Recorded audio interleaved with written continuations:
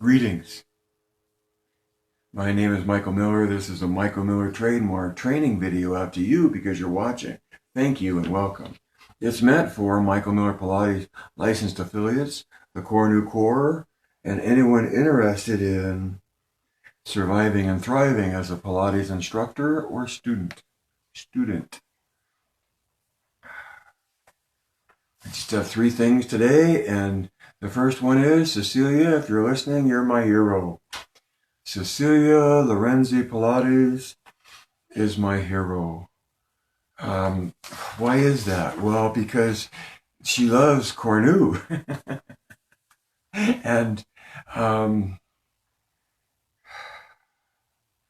not sure what that means to her, but I think we both agree that we both value something about it. And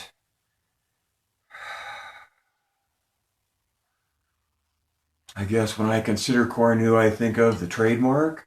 So she likes the trademark for whatever she likes the trademark, and then there's everything else behind it. And so the other reason, she's a hero of mine is Cecilia, you not only got past tense a long time ago, you have had an appreciation for Cornu for a long, long time. And in that you've well, not too long. And then in that you recognize something in it that you still find worth sharing. And that makes you a hero of mine because you take up what I treasure, and you pass it on to others. And another reason you're my hero is because you can speak more than one language.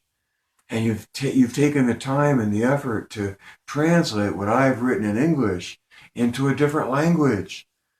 I mean, that's a hero of mine for sure. You're a hero of mine for that. And so it leaves me grateful and honored and reassured and humbled and encouraged.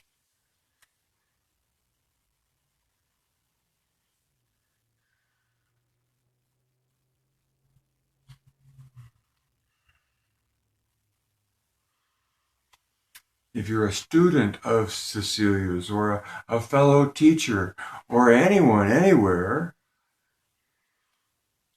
that wants to make a connection to someone who's, you talk about having Pilates in your body and it takes a while for it to get in there and establish itself kind of thing. And that I think is true.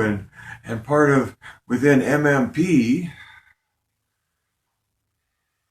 you end up in there with a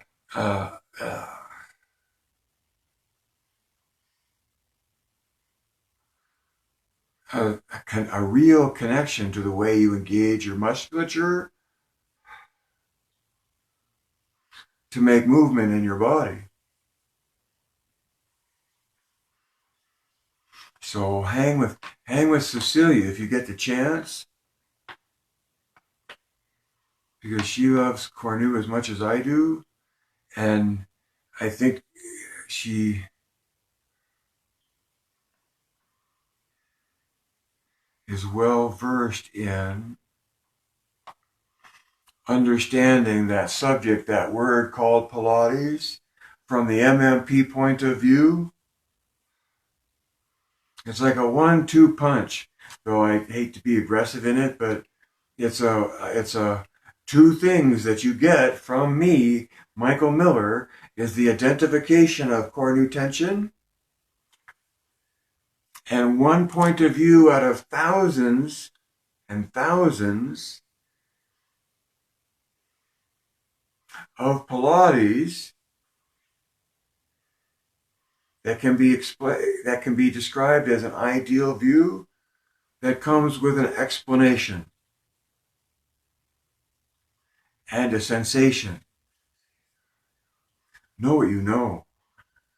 So it may not be as much of the whole pie. It may be this one little specialty, or way of looking at things. And that's surely it. But the it that we're talking about is reaching for an experience in the moment, being in the body in the moment of the doing.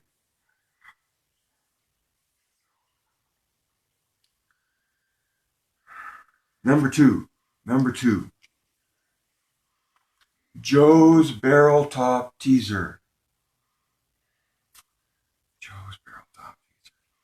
There's an image now that's finally hit social media where Joe is sitting on the top of a big wooden barrel that's not part of his studio, but looks like it might have had a lot of beer in it.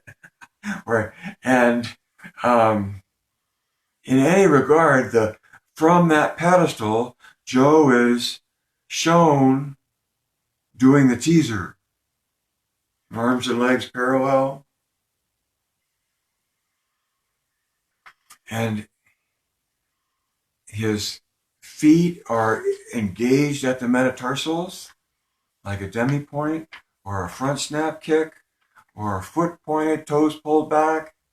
But that engagement that you can acquire or establish at the metatarsals, that rotational dynamic that you can control, that makes it an endpoint. And from that endpoint, you can distribute load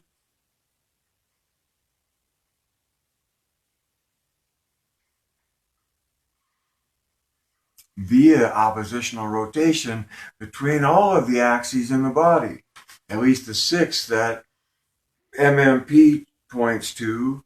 There can be others, there can be fewer. It's not just kind of yoga, and it's not just imaginary. See,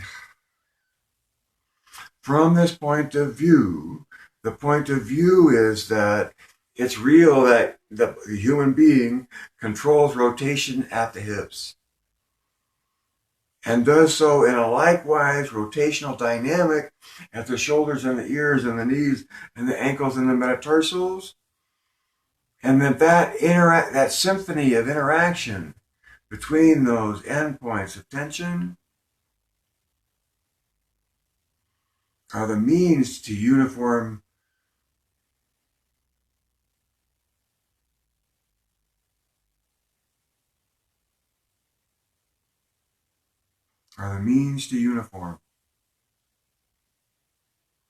So if whatever you're talking about, contrology, the complete coordination of body, mind, and spirit,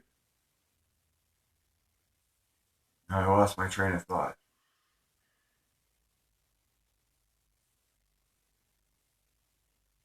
And I know I didn't make my point yet about Joe on the barrel. The point is that Joe's much older and he has gray hair.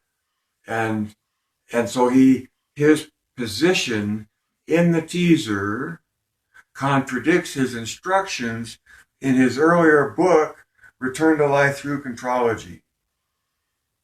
And so what I'm trying to point out for you is that there's evidence straight of Joe doing the teaser later in life, where he was in endpoint of tension and metatarsals.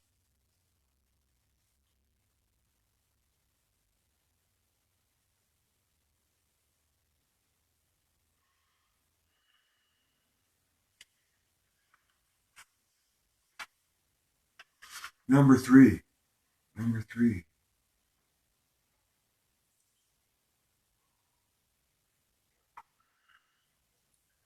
is titled The MMP Squirrel.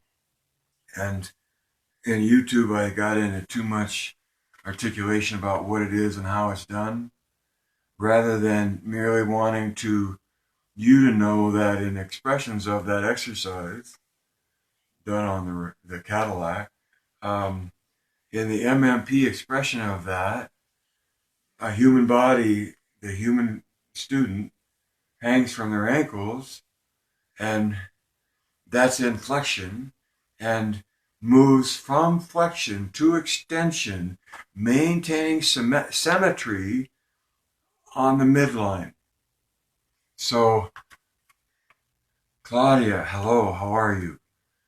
So I'm talking about a Pilates exercise that's It's very dangerous, and because it puts the body at risk if you can't control it. And it's called the squirrel, which you see a lot of people doing to say, look, I can do this. And my point is, just because on the internet now you can go look at a lot of people do an exercise, whatever it's called, and in this case I'm talking about the squirrel. There's so much going on in what you see, and there's so much integrity in the body in order to achieve an expression of that it's easy to get hurt assuming that you can go try something just because you see it on the internet. Hello, hello. So in the squirrel, you're hanging from your ankles, and like a squirrel would be capable of doing, unflex or come out of flexion and move into extension, maintaining a perfect plane, maintaining the midline plane. Right? That's the eloquence and the majesty of the capability in the body. And in being able to do that, it's the asymmetry thing where we're the same on each side.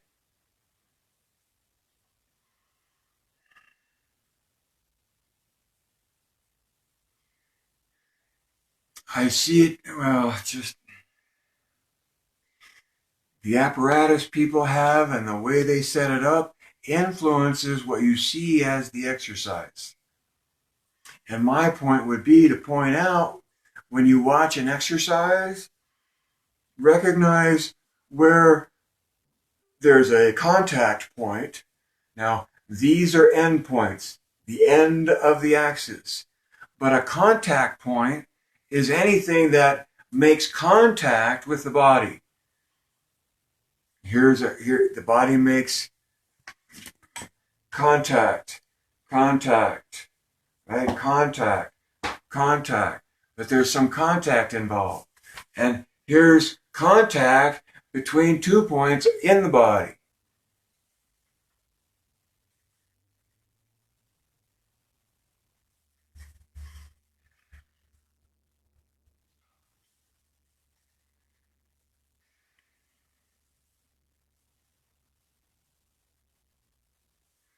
So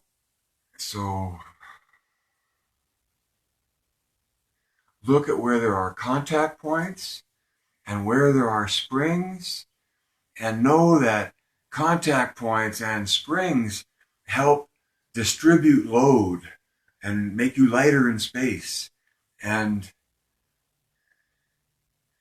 allow you to maintain attention, maintain an engagement of musculature that you get from the connection. So if your feet are hanging from a loose strap that your feet can come out of unless there's tension, then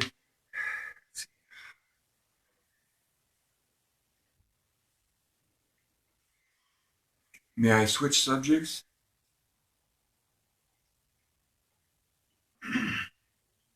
Excuse me.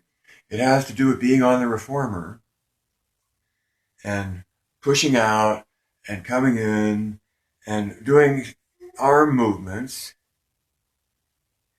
and staying within the tension that's there and allowing yourself to be limited in your range by what you're doing, because you want to stay in the tension, connecting your straps to the carriage, to the springs, but to stay in spring tension.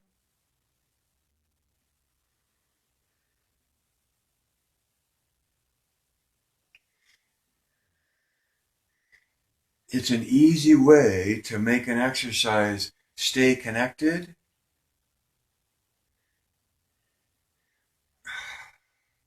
but in the range of motion that you're reaching through, there are points where you lose the tension and pick the tension back up again.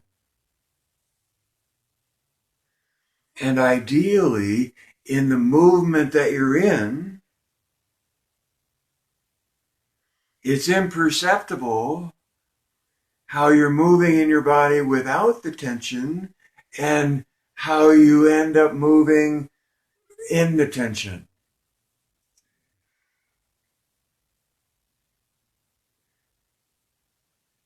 Pilates, as a state of being in your body, is about being uniformly engaged. And that's a matter or a means of how you engage your muscles to move. And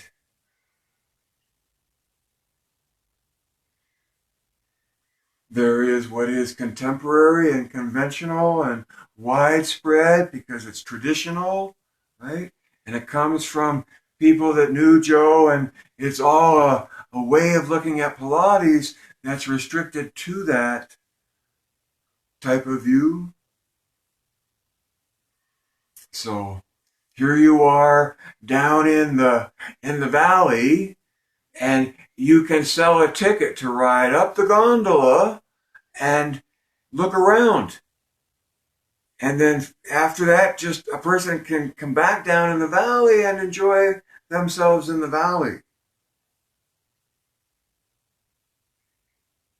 What matters to me is I want adding 2 and 2 to matter to you, so that even if you're wealthy and even if it's just because your passion drives you in it, you know how to participate in that realm of exchanging value because of the benefit it not only gives you, but your student.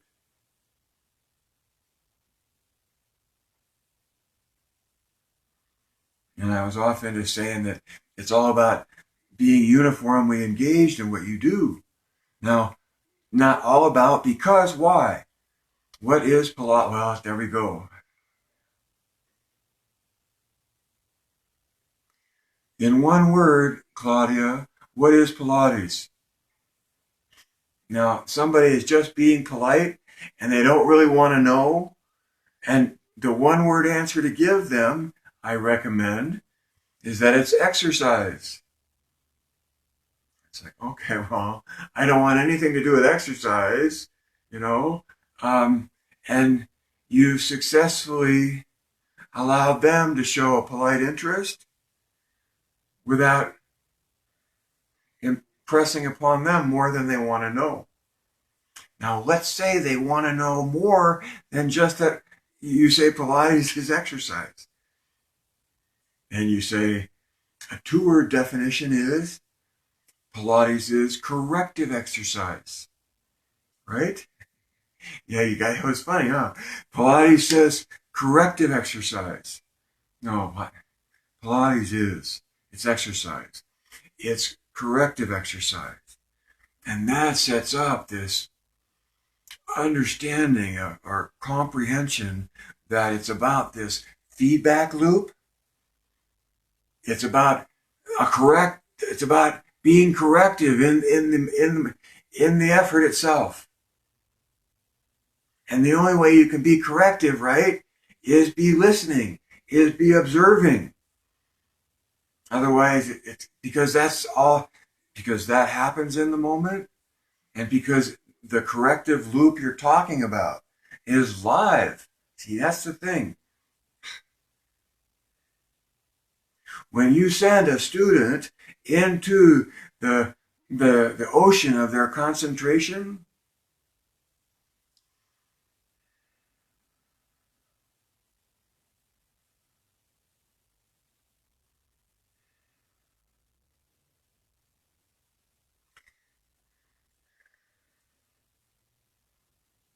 you're cueing your instruction, hopefully, right? Your Yoda into the cave, making it sensational so that they can experience a difference that then gives them an awareness of what is more control, right? you can take them into a deeper grip at the hips.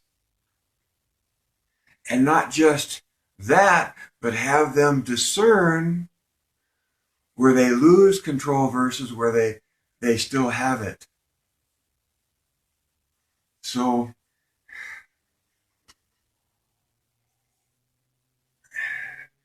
you know, when two individuals make this and they wrestle back and forth, and if one person's really strong, they get the advantage, and the other person is really weak.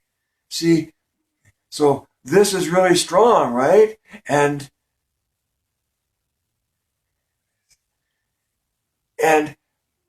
this is really weak because it's broken there. See? And the whole point is not to bend like this in your spine, but to stay round and curved, because that allows you to maintain uniform engagement, but it allows you to utilize the strength in the grip. Say we're talking shoulders or hips.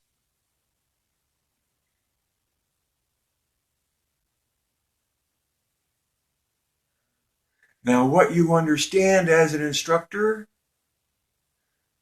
doesn't necessarily mean coming out of your mouth in the literal understanding of it, unless it would be welcome and wanted.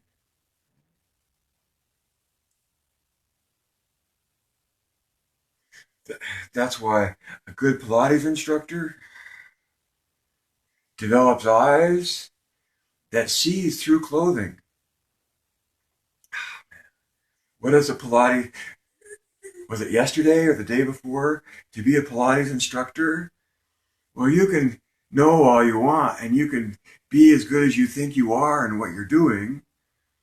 But a good Pilates instructor has a good eye, you know? And what does that mean?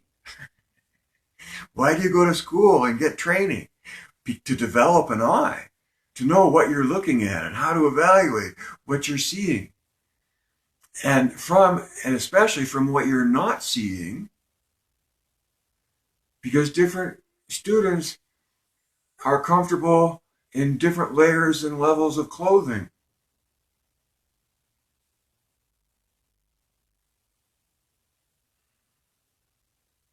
For me, the guide to being an instructor is looking, when I get asked a question, especially if it's from a student in a session and there's a question involved, my first choice is to give an instruction, like to say, do this. And in the doing of it, the answer to the student's question was transferred sensationally. See the difference? To where they say, oh, I feel that. They got an answer to their question that was beyond just thinking, right? Teaching, thinking in the mind. They got a connection to an understanding of it that's sensational. And if beyond that they wanted more, you have the ability to offer it. But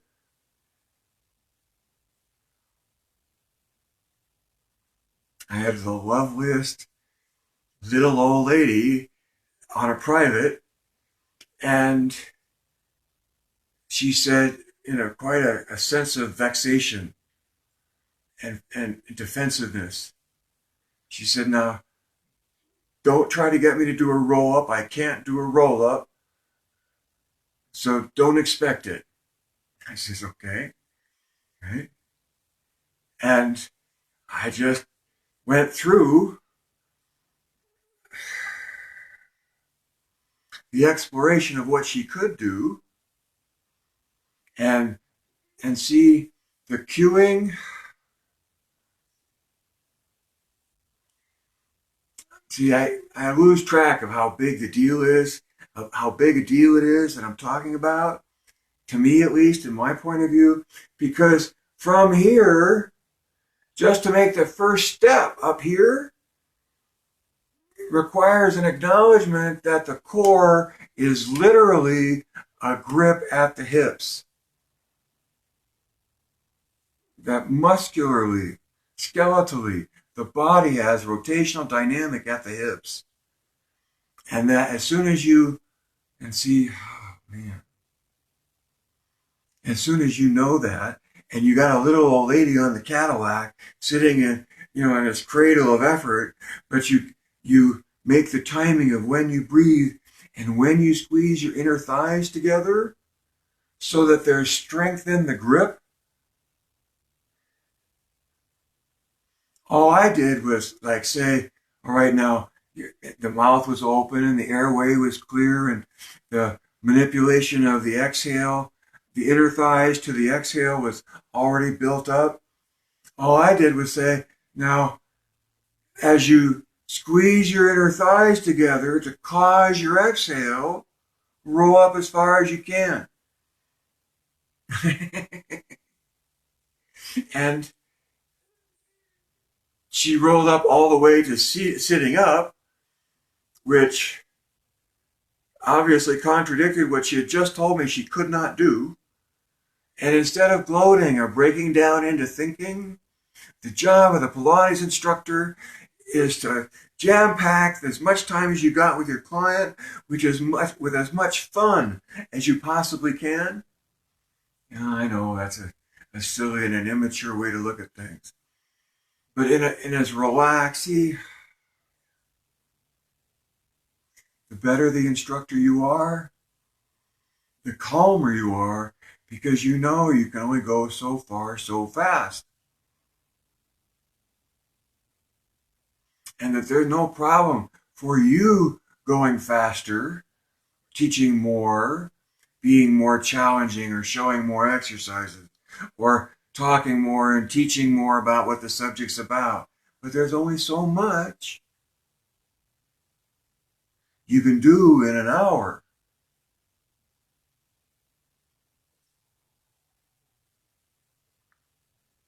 And knowing that as an instructor, for me, makes me way calmer because I don't need to make an impact or I don't need to make a difference more than what we'll have the time to reach for within the time that we've got. I know that sounds like doublespeak, but it's true. Maybe it is doublespeak. But the time that you have is more meant for the attempts you take at helping your student experience coordination of their being, thinking, and observing. That's MMP, that's Michael Miller Pilates. Because it's spirit interpreted as observing, that is a fundamental